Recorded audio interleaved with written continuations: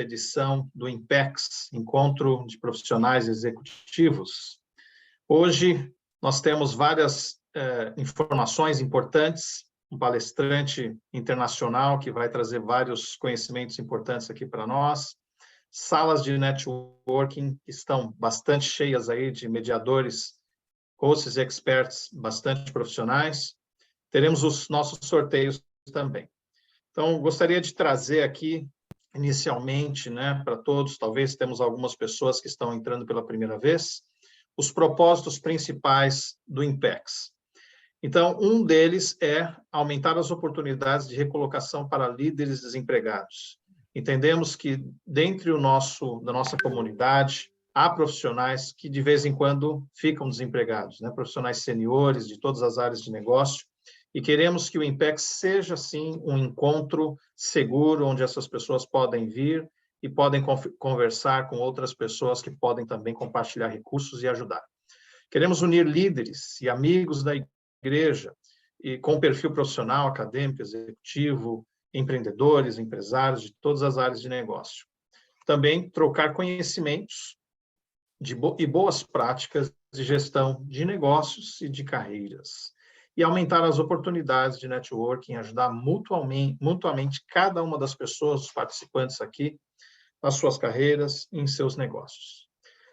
Então, hoje o nosso programa está começando agora. Teremos daqui a pouquinho o Dr. Felipe Martignoni falando sobre sua carreira, compartilhando conosco sobre como fazer um upgrade na sua carreira e ficar feliz com os resultados. Também nós teremos uma participação de vocês no chat, fazendo suas perguntas, e o gerente Charles vai passar para nós vamos passar para o Dr. Felipe Martignoni responder no finalzinho da sua palestra. Teremos os sorteios e a sessão de networking daqui a pouquinho. Então, esses são os livros que serão sorteados, O Investidor Inteligente e Nunca Almoce Sozinho. E também um voucher do CIS Assessment, Conheça o Seu Perfil Profissional Comportamental. É um voucher que vale aproximadamente R$350. Pessoal, gostaria de trazer aqui uma das frases que nós vimos agora há pouco, que explica a importância do porquê participamos do INPEX. Então, Gary Cornea, que é o reitor da Marriott School of Business, ele disse uma frase que tem tudo a ver com o INPEX. Eu acredito que para ter sucesso no mundo corporativo, em qualquer nível, requer relacionamentos e a Management Society, que ele estava falando no vídeo, mas também serve exatamente para o INPEX, dá aos participantes a oportunidade de desenvolver relacionamentos, criar rede de contatos que os ajudará em suas carreiras e profissionalmente também. É difícil medir esses benefícios, mas certamente eles estão lá. Então, esse é um dos propósitos principais de nós estarmos aqui hoje. E convidamos, então, todos vocês a permanecerem nas salas, entrarem na sua sala de networking e participar da sala de marketing e vendas com Pierre Delvaux e Felipe Stefanou, que é diretor da Agix, e na sala de finanças e contabilidade com Argemiro Barroso e Álvaro Farias, que é sócio-diretor da Cefarias, e da sala de recursos humanos e psicologia com Diogo Pereira e Juliane do Carmo, que é trainer de equipes de liderança e proprietária do Instituto Trainer de Talentos. E na sala de logística, supply chain e engenharias com Arnaldo Ferreira, do nosso time de gerentes de autossuficiência do Brasil, e Stefan Glufk, gerente sênior de operações da Concentrix. Na sala de profissionais do mercado digital e TI, Charles Aguiar e o Wellington Badu, que é gerente de TI da Associação Brasileira da Igreja de Jesus Cristo dos Santos Últimos Dias. Na sala de empreendedores do nosso time, Carlos Cerqueira e Patrícia Meirelles, empresária, diretora de mercado de RH e rede Memorial Fortaleza. Boa noite. Também teremos na sala de profissionais de saúde e medicina, Rodrigo Catingueira, do nosso time, e Norlande Souza, médico cardiologista. E na sala de profissionais de direito, Elton John Santos, do nosso time, e Euclides Maia, advogado, sócio-diretor da Maia Advogados Associados. E na nossa sala de profissionais acadêmicos, Ricardo Araújo, do nosso time, que é doutorando em Engenharia da Produção, e o doutor Constantino Alcântara, professor universitário, pesquisador e escritor. E no último grupo de salas, nós temos a sala de agronegócios, com Lauro Yoshino e Lucas Molina, gerente de grãos e insumos da Agrofel. E na sala de gestores públicos e ONGs, nós teremos o Helder Simplício e Danúbio Roig, secretário de Coordenação e Planejamento da cidade de São José do Norte. E na sala de preparação para mestrados em Administração de Negócios nos Estados Unidos, ou MBA, eu estarei com José Pedro Bueno, gerente de automações e marketing da Microsoft Corporation. Nosso próximo IMPEX será no dia 6 de dezembro de 2022, e agora, então, vou apresentar para vocês o doutor Felipe Martignoni, que tem muita coisa aqui bacana para a gente apresentar sobre ele. Dr. Felipe Martignoni, ele é de Curitiba. Ele estudou medicina na Universidade Federal de Santa Maria e fez residência médica em medicina interna, cardiologia e ecocardiografia. Tem um mestrado em farmacologia na Universidade Federal de Santa Maria e um doutorado em ciências cardiovasculares pelo Instituto de Cardiologia. É membro da Sociedade Brasileira de Cardiologia e da American Medical Association e da BYU Management Society de Santa Maria. Trabalha como médico cardiologista no Central Montana Medical Center, em Montana, nos Estados Unidos. E é professor de medicina interna na Washington University. Ele é casado e tem 4 filhos e serviu missão em Nagoya, Japão. Serviu como conselheiro no bispado, bispo da ala Camobi, na Estaca Santa Maria, a ala universitária, e secretário executivo atualmente, ele serve como conselheiro no bispado em sua ala em Montana. Como hobbies, ele toca guitarra, baixo, adora esportes da natureza, como hiking nas montanhas, natação e esportes de endurance, triatlon, Ironman 70.3. É um grande entusiasta da Academia de Autossuficiência da Igreja, tendo ele mesmo usado muitos recursos e ajudado muitos membros a usar também. Então, vamos receber o Dr. Felipe Martignoni. Contigo a palavra. Olá, meus amigos. Deixa eu compartilhar aqui minha... Vou tentar essa aqui. Todo mundo está vendo bem? Hilton? Tá. Obrigado pelo tempo. O meu maior objetivo é tentar não matar ninguém de tédio, ninguém cair duro para trás hoje. E é um pouco desconfortável falar da própria carreira, eu acho, assim, escutar o Hilton falar essas coisas me deixa um pouco desconfortável. Eu vi uma das minhas alunas aí mandar uma mensagem durante o Hilton lendo. Eu não botei aí nessa introdução, eu fui professor da Faculdade de Medicina da Universidade Franciscana em Santa Maria e ela está presente, aparentemente. Então, o assunto de hoje foi como fazer um upgrade na carreira e ficar feliz com suas decisões. São duas coisas diferentes e duas coisas um tanto difíceis de falar, mas vamos ver se eu consigo tentar dar uma... Deixa eu ver se eu consigo aqui. Vocês estão... Tá, ok, deu certo. Eu não tenho conflitos de interesse nenhum nessa apresentação. Isso aqui é uma foto do meu quintal atrás de casa. Eu saí de uma cidade como Santa Maria, que é uma cidade universitária, com 14 quartéis, muita gente, e estou morando assim agora, correndo perigo de ser comido por urso e lobo, no meio do estado de Montana. Mas é uma maravilha. E essa aqui é a minha família hoje, na verdade foi mais ou menos em março. Tenho 4 filhos, minha esposa Janaína foi minha colega no curso de medicina. Então, como é que funcionou esse upgrade na carreira, né? Eu vou tentar não matar vocês de tédio e explicar como é que de onde as coisas foram surgindo, né? O Wilton disse que eu sou de Curitiba. Eu me identifico como sendo de Curitiba porque eu fiz o 2º grau lá e passei minha infância no interior do Paraná. Nasci no Rio de Janeiro, mas passei 6 meses no Rio de Janeiro e já me mudei. É tudo meio complicado aqui comigo. Mas vamos começar em Curitiba. No ano 2000, eu fiz vestibular para medicina Santa Maria, passei 16 anos lá e depois eu me mudei para os Estados Unidos, fui para Billings.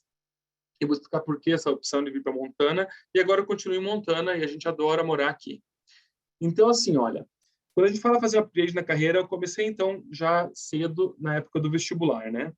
Você tem que correr os riscos, extrema ansiedade, sempre, toda vez que tomava uma decisão dessa extrema ansiedade. E a primeira decisão de extrema ansiedade era sair de Curitiba e vir parar no Rio Grande do Sul, no meio do Rio Grande do Sul. Era 12 horas de ônibus. E eu fiz vestibular para medicina no Rio Grande do Sul porque eu tinha um amigo que morava em Santa Maria e ele falava muito bem da cidade, e meu avô era do interior do Rio Grande do Sul e ele sempre comentava lá nos anos 50 e quando precisavam de ir para o médico eles iam para Santa Maria. Então a gente fica aquela impressão, anos 60, que Santa Maria era o grande centro da medicina, pelo menos para o gaúcho era, né? Então eu comecei em 2000 o curso de medicina, cheia de expectativas irreais e muita inexperiência de vida do que era a carreira como médico, né? Você começa a carreira como médico pensando que você vai ser neurocirurgião de astronauta e não faz sentido nenhum na vida real essas coisas. Mas você começa jovem, né? Cheio de ideias. Então, em 2001, também, para facilitar a vida, eu decidi que eu não só ia ser médico, também eu ia ser físico. Aí eu fiz vestibular para física à noite. Imagina, um homem solteiro, né? Morando sozinho, não tinha rádio, em casa tinha TV, não tinha nada. Eu só tinha uma geladeira, o meu computador, com aquela internet ruim, e eu decidi que 100% do meu tempo eu ia passar estudando. Também, expectativas irreais, inexperiência de vida extrema. Não preciso dizer que eu tinha ansiedade, né? Ansiedade generalizada, que não dormia, todas essas coisas. Então, em 2001, eu tranquei o curso de Física de Medicina e eu fui para a missão, servi missão Japão, Nagoya, que me deu muito mais experiência de vida até aquela época. Voltei em 2003 e pensei comigo, não, eu vou conseguir tocar. Eu vou tocar o curso de Medicina durante o dia, curso de Física durante a noite, eu vou só estudar, não vou falar com ninguém, não vou ter vida nenhuma. Aí, eu casei com a minha colega de turma, Janaína, e na hora desisti do curso de Física, né? E comecei, eu e ela, nós começamos a fazer vários estágios na faculdade. A minha esposa é bem diferente de mim, ela é mais centrada, ela nunca faria 2 coisas ao mesmo tempo, seguindo que estava fazendo, ela fazia certinho uma coisa ao mesmo tempo. Foi a maior propaganda que eu podia ter era ser casado com ela. Ela abria todas as portas. Networking começou aí já. Todos esses estágios que eu fiz era porque ela começava antes, ela falava, meu marido também está procurando, e eles, teu marido deve ser tão bom como você. Então, ela abria as portas, eu passava e queimava as pontes, né? Que daí eles já não caíam mais nessa. Eu comecei a fazer vários estágios, larguei o curso de Física e ali comecei a fazer vários estágios. Entre esses estágios, eu fiz estágio no eletrocardiograma e estágio na farmacologia. E durante o curso de farmacologia, a seleção para mestrado, claro, tem provas, mas é muito pessoal, é muito assim, nós gostamos de você, você trabalha bem, você não dá trabalho, a gente pede para você fazer um projeto, você toca adiante, faz o projeto. E começou ali, então, já o coordenador do curso de farmacologia, durante o curso de faculdade, já falou, olha, foi num churrasco, ele falou, gostamos de você, e sabe você faça o mestrado conosco. Então, eu comecei a fazer o mestrado durante a graduação. Tudo porque, não é só por causa do churrasco, mas porque eu comecei a interagir muito melhor com pessoas, comecei a mostrar que estava presente. Em 2008, daí meu filho nasceu. Daí a água começou a bater no queixo, né? Eu ainda não estava formado, minha esposa já estava formada, ela estava fazendo residência médica. E nasceu 3 meses depois, eu me formei no curso de medicina, comecei o mestrado oficialmente e comecei a trabalhar fazendo plantão em tudo quanto é cidadezinha ao redor.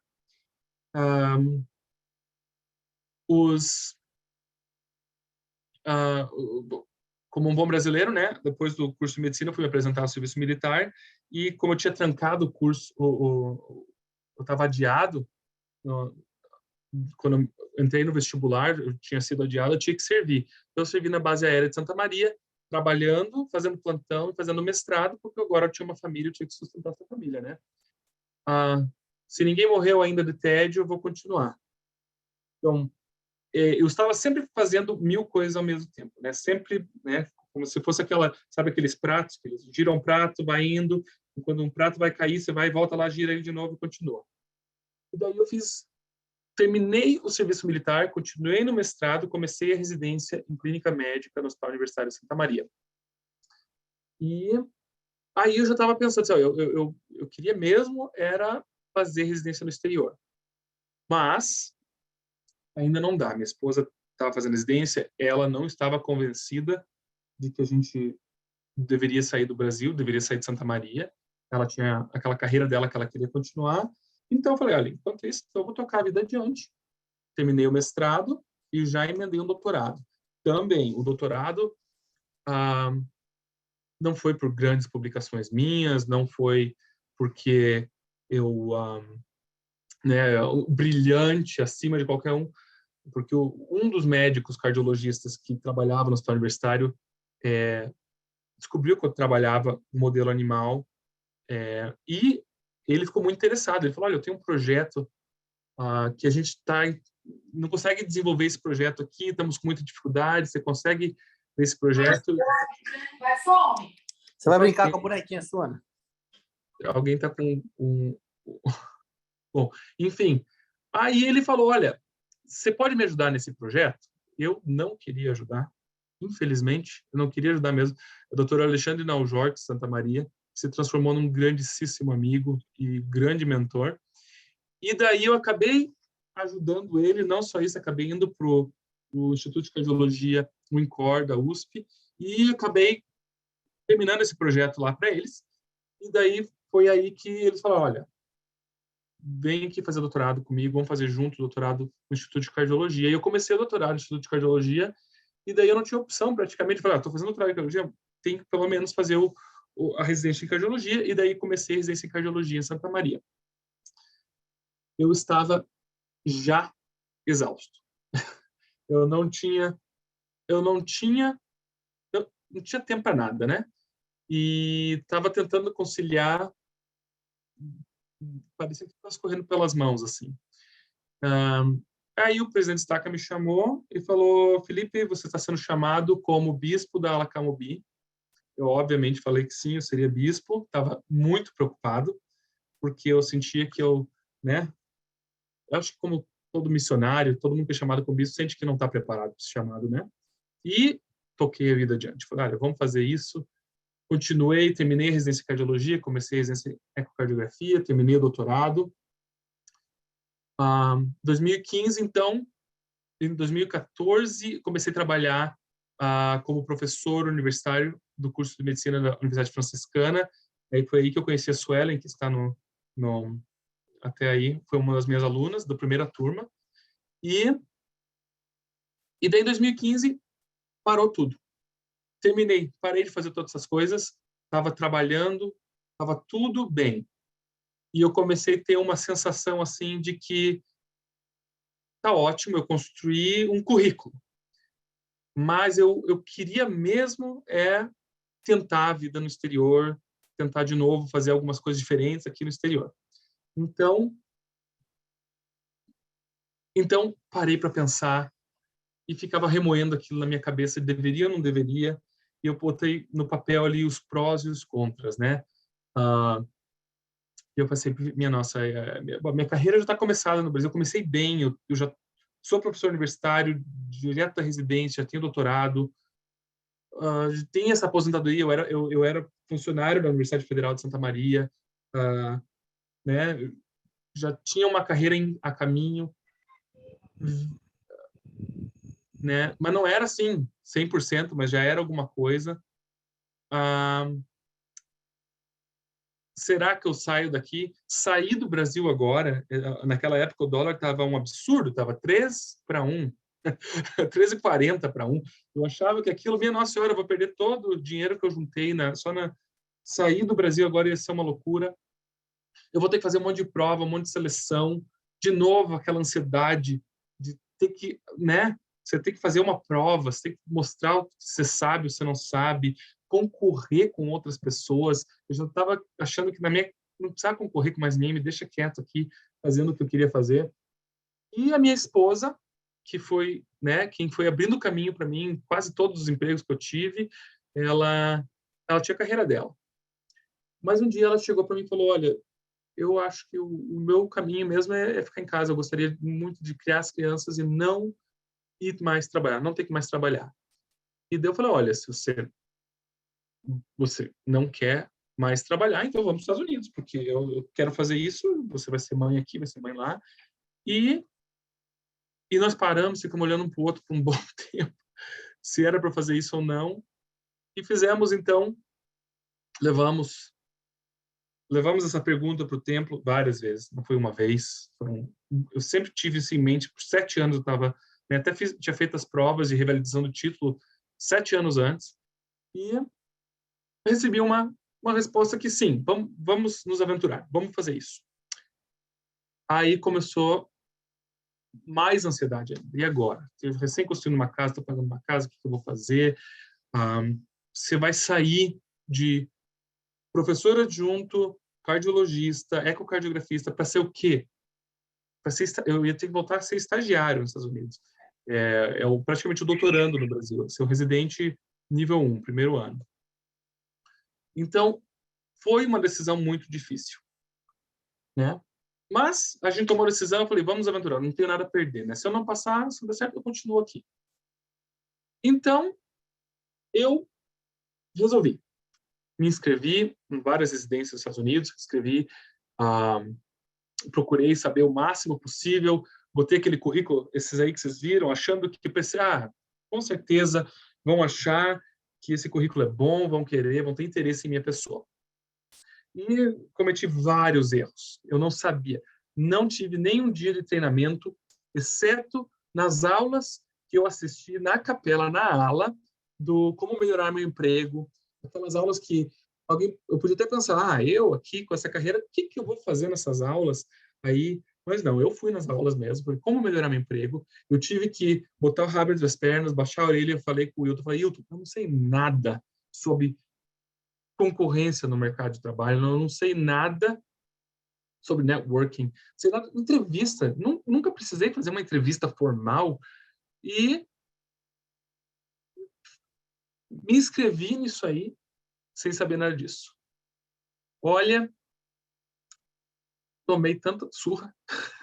Eu não sabia mais fazer, ninguém tinha interesse no meu currículo. Então, eu conversei com está escrito aqui, um menino da URM, em Curitiba. Voltando para Curitiba, lá na época do vestibular, todo mundo com 16 anos de idade, era o filho do presidente de missão, e ele era meu amigo. E ele tinha feito, ele é americano, voltou para os Estados Unidos depois da missão do pai dele, e foi fazer medicina na Mayo Clinic, e fez radiologia na Mayo Clinic, e eu falei para ele: estou querendo ir para os Estados Unidos, tal. Ele falou: olha, venha morar em Montana. Montana é maravilhoso, e você vai adorar, tua família vai adorar aqui. Eu falei: mas eu apliquei para Montana, e eles, na hora, no mesmo dia, falaram: não temos interesse em você, você não é o perfil que a gente quer, eles querem recém-formados, eles querem pessoas que estão jovens ainda na medicina. Então, ele falou: peraí que eu vou falar com o diretor do curso da residência, e ele só falou para o diretor: olha, tem um amigo meu que eu confio, eu conheço essa pessoa, ele é bom. No mesmo dia, eu recebi um convite para entrevistar. Aí eu perguntei: para que eu faço? Como é que eu, né? Como é que você conseguiu isso? Ele falou: olha, Felipe, sai correndo, mandar e-mail para os programas que você mandou, vai fazendo aí um networking que você vai conseguir mais entrevistas. E assim foi. E eu fui fazendo, consegui outras entrevistas também. Ou seja, um despreparo total da minha parte de como conseguir um emprego, pensando que era só currículo, mandar uma foto bonita e uma história bonita lá, dizendo que eu tenho interesse. Então, não era. E daí eu aprendi a importância de networking. Tudo que eu ouvi falar aqui agora, do vídeo que o Milton botou ali, a importância de networking, especialmente quando você está procurando fazer um upgrade na carreira, mudar a carreira e explorar outras áreas. Quando eu aprendi isso, eu fui ajudar os outros, porque foi o menino da URM que me conseguiu abrir, apesar do mestrado, doutorado, professor universitário, dando aula, excelentes notas, revalidação de título, foi o filho da presidente de missão, e só, né, foi lá e deu um empurrãozinho que ajudou a vender o peixe. Então, o que eu fiz? Um professor universitário meu falou para mim, Felipe, eu tenho um amigo meu que está 6 anos nos Estados Unidos, na Universidade Johns Hopkins, que é uma excelente universidade.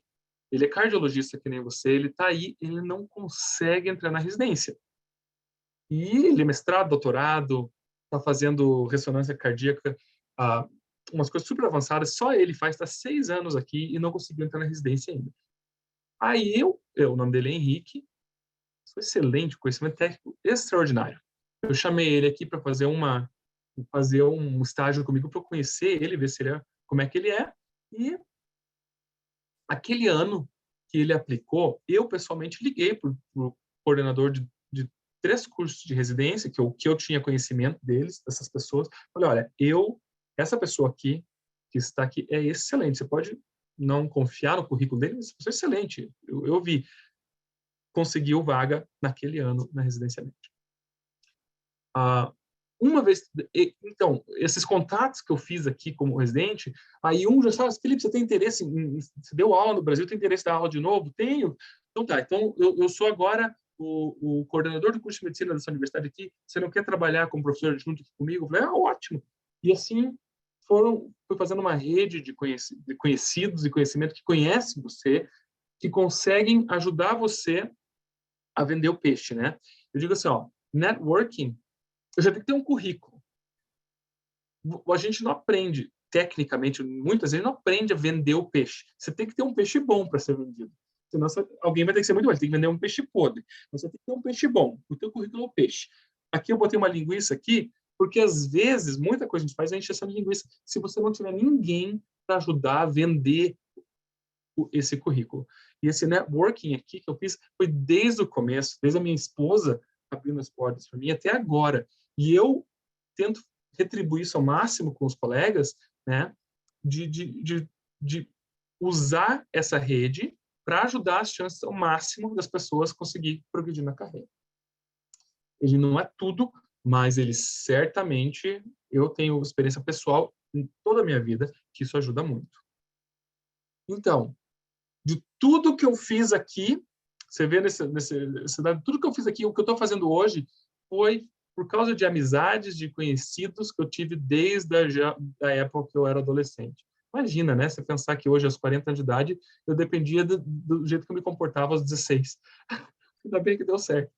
Mas também, vocês podem ver assim que o mercado, especialmente para médico hoje em dia também, fora do Brasil no Brasil nem tanto, fora do Brasil está aquecendo muito, que a medicina está se desenvolvendo cada vez mais no interior do país. Eu saí no 2º grau, eu saí de uma cidade grande e fui cada vez diminuindo um pouquinho mais o tamanho das cidades. Essa é uma dica que eu tenho também para os colegas que estão procurando upgrade na carreira. Nem sempre ficar no maior centro é a melhor opção para você construir uma carreira. A concorrência é diferente no interior, e tem muitas cidades no interior que são maravilhosas. Eu estou apaixonado pela cidade onde eu moro,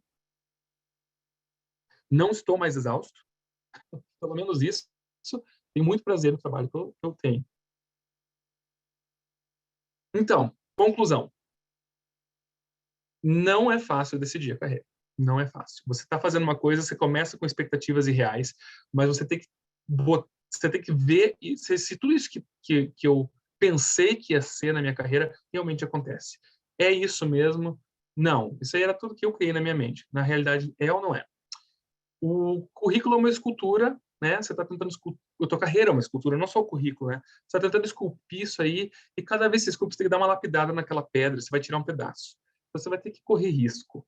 É risco calculado, né? As lapidadas têm que ser medidas, você não pode bater muito forte, você não pode simplesmente largar tudo e sair do nada, começar uma coisa completamente diferente que você está acostumado.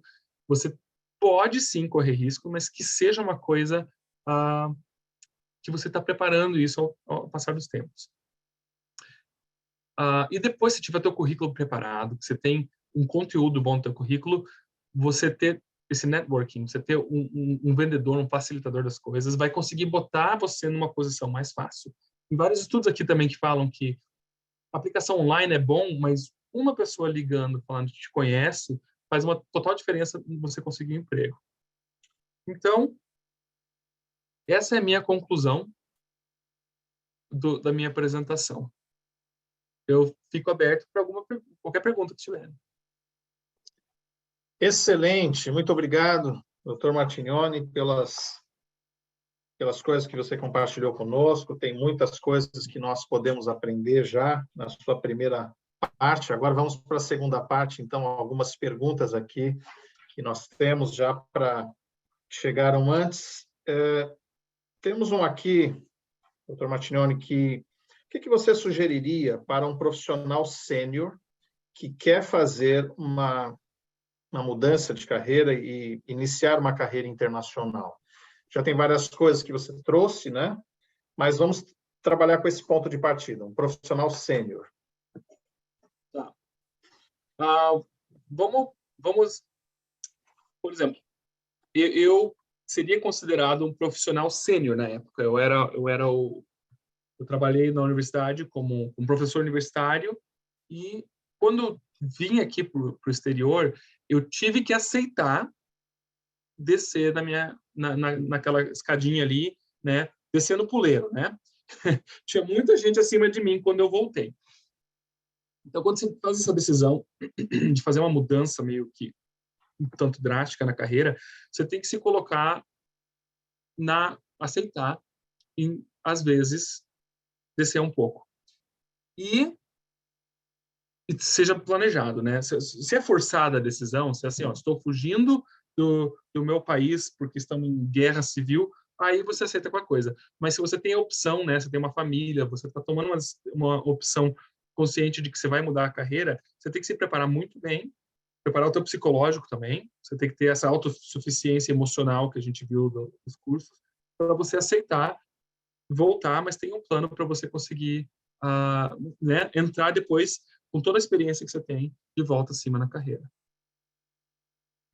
Muito bem, então, de certa forma, né, as pessoas precisam ser flexíveis, né, Dr. Martignoni, para se adaptar, às vezes, dar um passo atrás, né, para fazer de novo essa rede de contatos para depois voltar a crescer, né? Muito bom. E temos aqui uma outra pergunta, então, quais as formas principais, ou principais passos, né, que você tomou para decidir mudar para uma carreira internacional?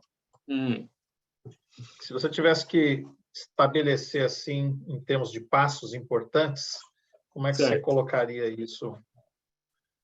Bom, a primeira coisa foi, eu me informei qual era o processo, né? Você tem que ser realista e saber o processo que você tem que tomar.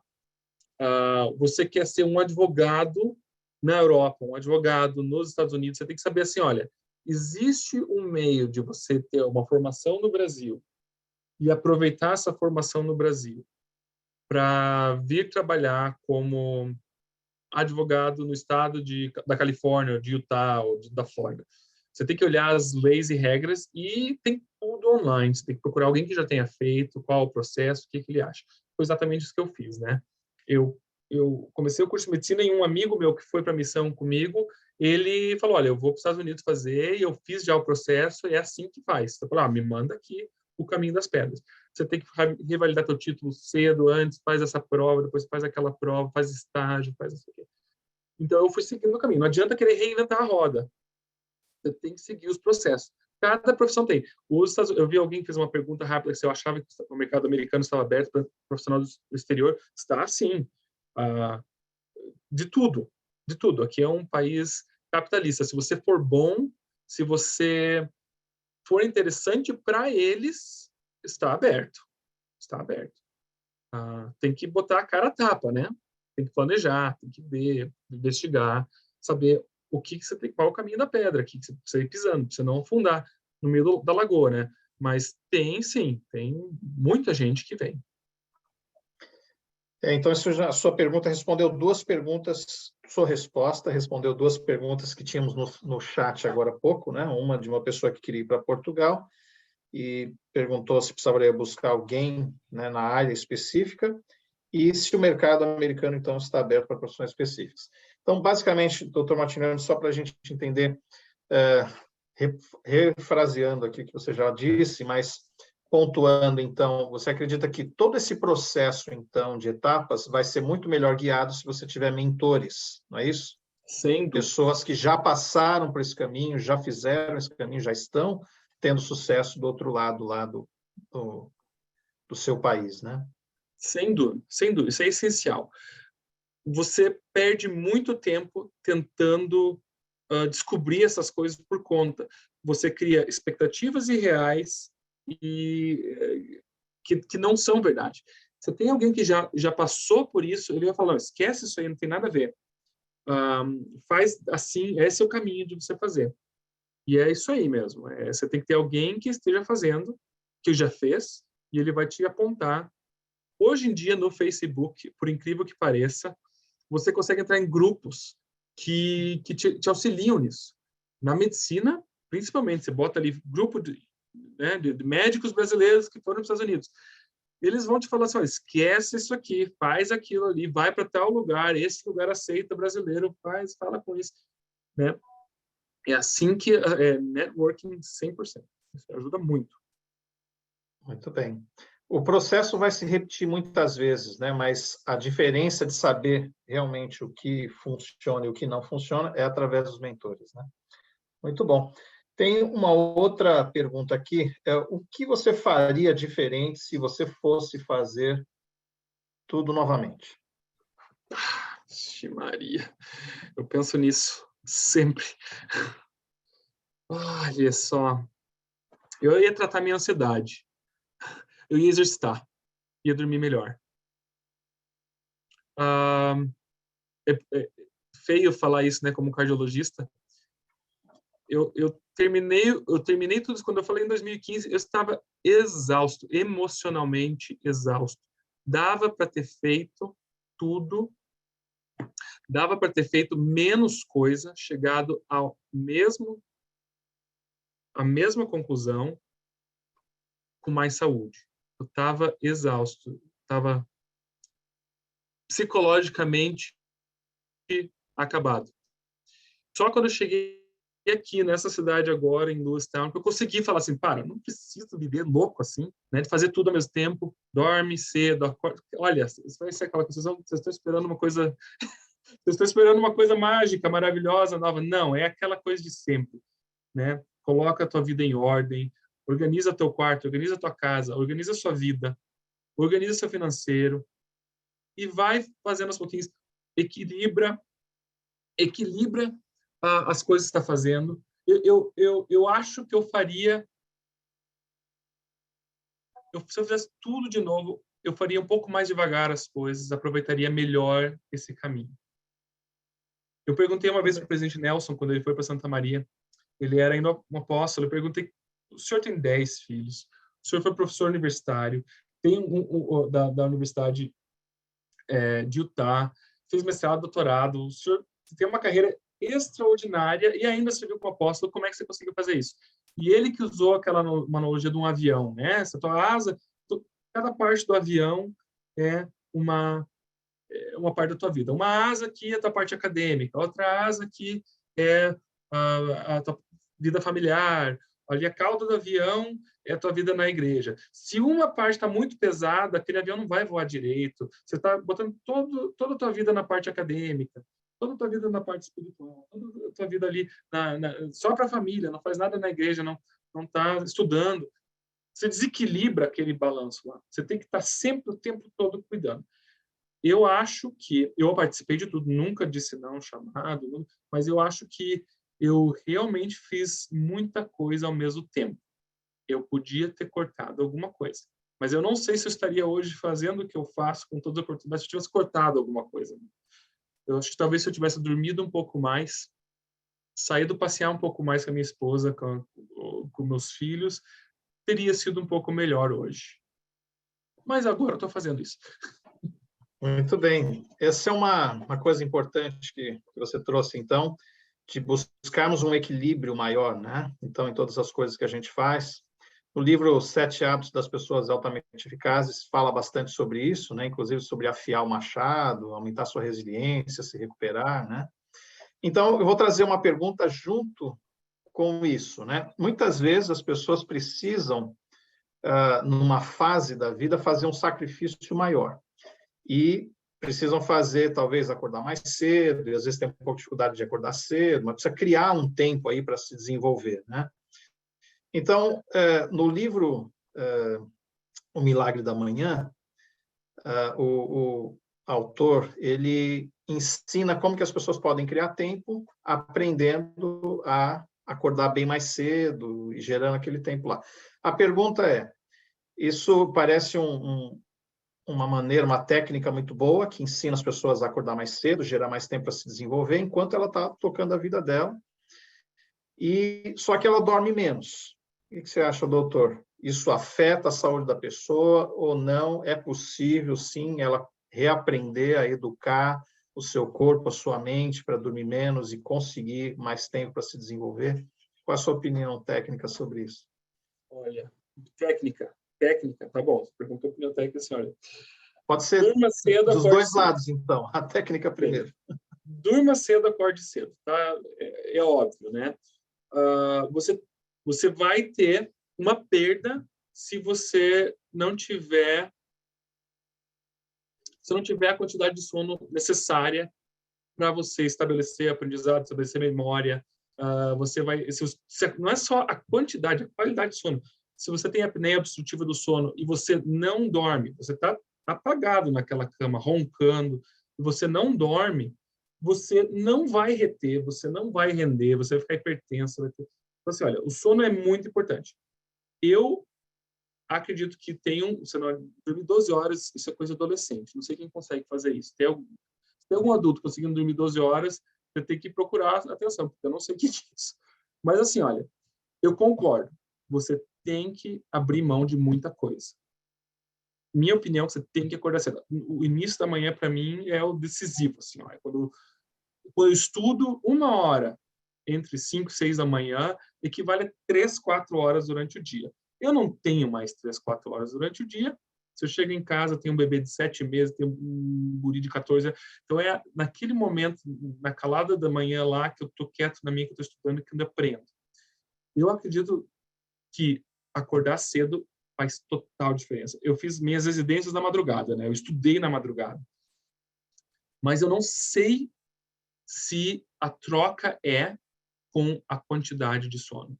Eu acho que a troca é assistir televisão. Isso aí não existe. Existe para quem não está interessado em fazer isso, né? Passar no YouTube horas e horas, né? Facebook, sei lá o que é, você perder tempo. Tem muita forma de perder tempo. E sempre existiu essa forma de perder tempo. Não é pior hoje, mas eu lembro que eu tinha que fazer essa opção. Na época da faculdade, eu estava fazendo 2 cursos, eu simplesmente joguei fora a televisão, rádio, tudo. Foi extremo, né? Era extremo. Naquela época não tinha smartphone, a gente usava aqueles telefonão grandão da Nokia lá. E eu não trocava sono. Eu dormia mais cedo, eu acordava mais cedo, mas não diminuía a quantidade de sono. E eu acho que não é muito saudável você dormir menos do que necessário. Mas eu acho muito importante estabelecer uma rotina de sono o suficiente e começar a trabalhar cedo. Ou estudar, fazer o que for. Então, podemos até dizer que se a pessoa consegue fazer essa mudança, ela vai dormir um pouco menos, vai acordar mais cedo, mas se ela consegue, então, tocar as atividades durante o dia, se reorganizando nos horários e está conseguindo produzir, então, provavelmente, dormir menos para ela pode ser uma coisa boa, não vai ser prejudicial à saúde. E se ela sente muito desgaste, aí ela tem que talvez rever a questão de dormir menos e dormir um pouco mais. Hilton, tem que ver assim, olha, quando você fala dormir menos, ficou em aberto. Tem gente que está interpretando dormir menos, dormir 4 horas por noite, tem gente interpretando dormir menos e dormir 10 horas por noite. estava dormindo 12 e vai dormir 10. O outro está dormindo 8 e vai dormir 4. Eu acho assim, eu pessoalmente, 7 horas tá ideal para mim. 7 horas de sono tá de bom tamanho. Né? Tem épocas que vai para mais, tem épocas que vai para menos. Mas 7 horas é o ideal. Agora, eu coloco essas horas no horário que, né, para eu aproveitar o máximo da manhã possível. Muito bom. Bom, nós estamos chegando aqui à parte final, então, da nossa palestra com o Dr. Martignoni. Nosso tempo já encerrou para as perguntas. Agradecemos as pessoas que colocaram observações, que refletem aquilo que o Dr. Martignoni tem falado aqui para nós. E, Dr. Martignoni, então, quais são as suas últimas considerações, né, em relação ao tópico de fazer o upgrade na carreira e ficar feliz com a sua decisão? Não tenha medo de dar as lapidadas na tua carreira, que sejam necessárias. Porque você tem ansiedade, porque a gente sente ansiedade de fazer isso, não quer dizer que seja ruim. Às vezes a gente tem que, né, vencer essa ansiedade para fazer isso. E tome a decisão bem pensada com o tempo, né? Não tome decisões eufóricas, né? Quando você está passando por um momento assim de euforia, a gente cria muitas expectativas irreais quando a gente está fazendo isso. Mas leve suas decisões a sua esposa, seu marido, ao nosso Pai Celestial, quem for que você acredita, para confirmar se isso que você está pensando é algo factível. Muito bom. Gostaria agora de convidar, então, a todos a abrirem seus microfones e nós, então, darmos aqui uma salva de palmas para nosso grande amigo, doutor Felipe Martignoni, que esteve conosco. Ele tem sido um grande exemplo para nós, um líder que recomenda, usa as ferramentas de audiência e um exemplo na sua carreira. Muito obrigado, Felipe Martignoni, pelo desenho grande ferramenta que nos passou. Se puder ficar conosco, agradecemos. Se não puder, por causa do seu schedule aí, sua agenda apertada como médico, nós entendemos também. Muito bem, agora continuando, pessoal, nós gostaríamos então aqui de retomar, né, que nós vamos ter então as salas de networking, tá certo? A sala de marketing e vendas, finanças e contabilidade, sala de recursos humanos e psicologia, a sala de logística, supply chain, engenharias, sala de profissionais do mercado digital e de TI, sala de empreendedores, sala de profissionais de saúde e medicina, sala de profissionais de direito, sala de profissionais acadêmicos, sala de agronegócios, sala de gestores públicos e ONGs, sala de preparação para o MBA nos Estados Unidos. Nós teremos agora um sorteio, né, desses 2 livros aqui, e o do CIS Assessment, do voucher do CIS Assessment, que é um teste de perfil profissional comportamental muito interessante. Nós vamos, então, chamar o Charles Aguiar, que é o gerente que vai fazer esse sorteio, e logo em seguida nós vamos chamar o gerente Cleiton Barros, que vai explicar sobre a transição para as salas, então, como é que vai ser feito. Depois, cada uma das salas será conduzida pelo mediador host, que é um gerente de desenvolvimento humano e organizacional da Autossuficiência Brasil, e um gerente expert, que é um expert na área, que entende do tema e que vai conduzir, então, os debates nas salas. E nós pedimos que, tanto agora como depois nas salas, vocês possam responder o link, né, de uma pesquisa breve sobre o nosso evento. Sua opinião é muito importante para nós. Fiquem conosco até o final de hoje e voltem no próximo IMPEX. Grande abraço a todos. Boa noite, pessoal.